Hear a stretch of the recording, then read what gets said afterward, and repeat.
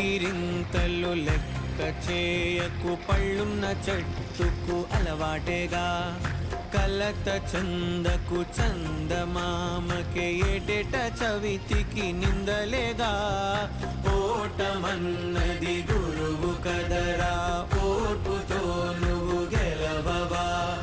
రేపుకే దిక్సూచి నిన్న రెక్కలే చుక్కానిరా. నీరు నేల ఆకాశం నీపై చూపెను పాశం, దారే